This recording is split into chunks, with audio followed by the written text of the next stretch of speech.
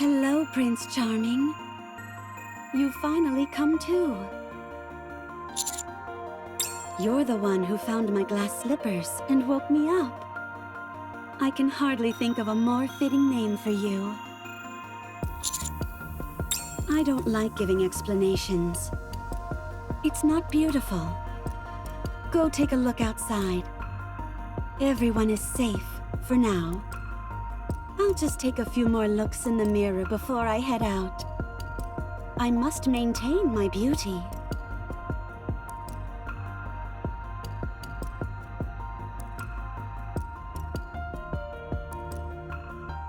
Commander! Master? Not too long. A few hours?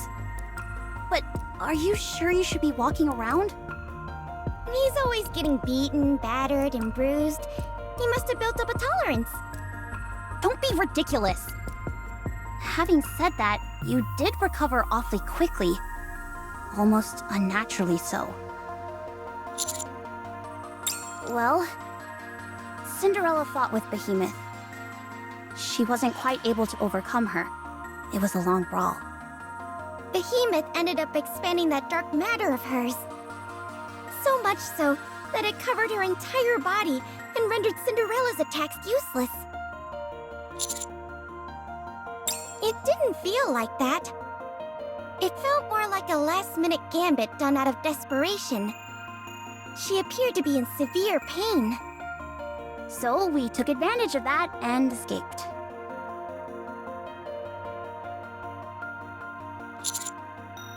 Not good. Vesti is completely wrecked, and the crystals consumed a majority of Uma's body. She's operating at a severely limited capacity, but the situation isn't any worse than it was with hammering.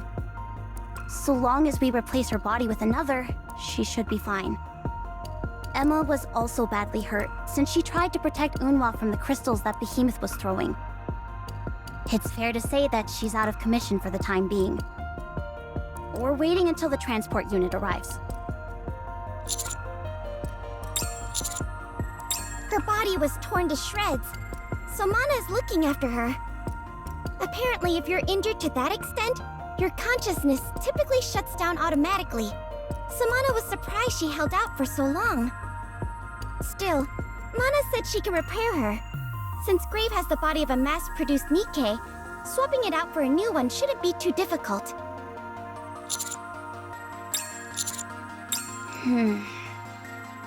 Being so soundly defeated by Behemoth got into her head for a bit.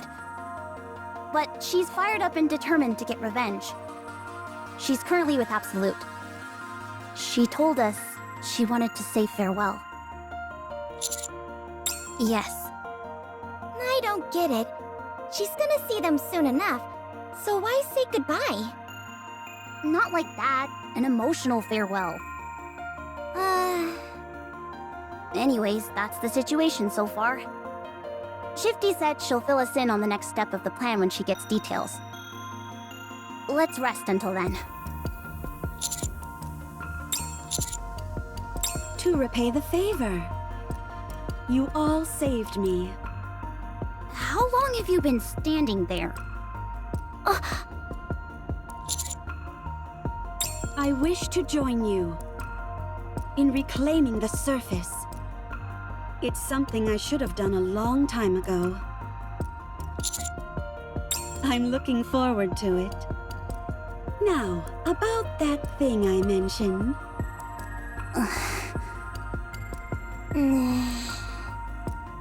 Can we make that happen?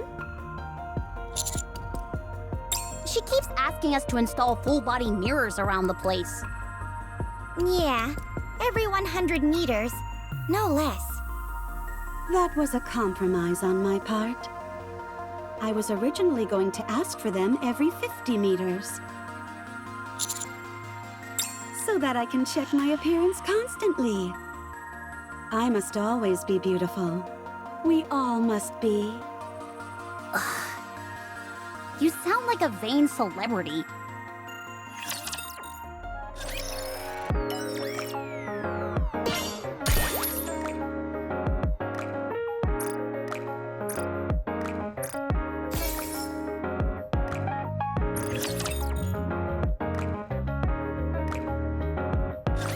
The transport unit is scheduled to arrive within an hour. How are you feeling? I'm okay. It's nothing fatal. Is Vesti stable? Yeah. She's asleep now. If she stayed awake in her current state, she'd be likely to suffer a mind switch. I see. How about you, Unwa? Are you okay? I said don't call me by my name. Get away from me, will you? I can move fine without your help.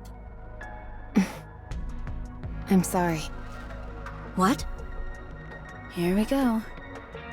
I'm sorry for leaving without saying anything. Truly. I wanted to become Red Hood.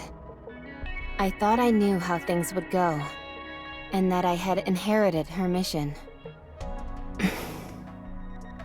I long thought about how Red Hood could have become as strong as she did. She had comrades whom she valued dearly, and an important high-stakes mission. So, when I met up with and spent time with all of you, I felt that I had also gained comrades in arms who meant a lot to me. It brought me closer to Red Hood. I thought if I stayed on this path, then I would become like her. That I could carry on her mission. But it wasn't like that. I was just pretending.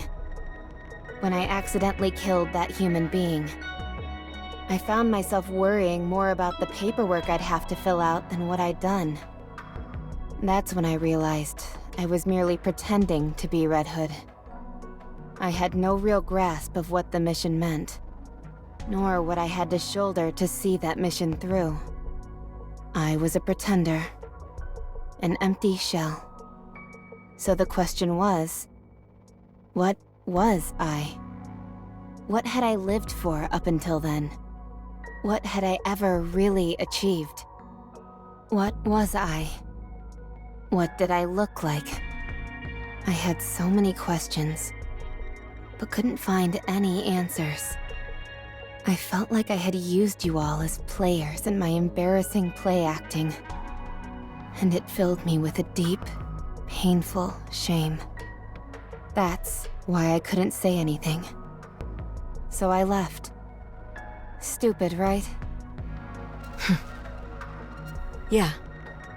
You're a real fool. If I had said all of this to you then, would it have changed anything? It would have changed everything. Okay. Thank you. You all are very important to me. Why now? There must be a reason you're bringing this up now. So let's hear it. I didn't want any of you to stop because of me.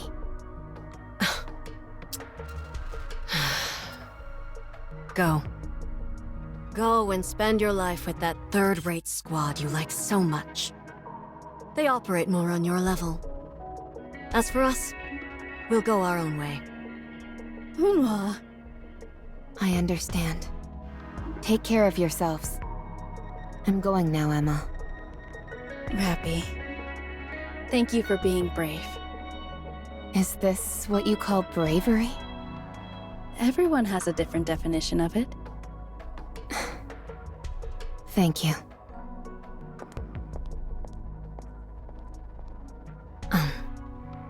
See you around. Rappy. Yes. See you around. Unwa.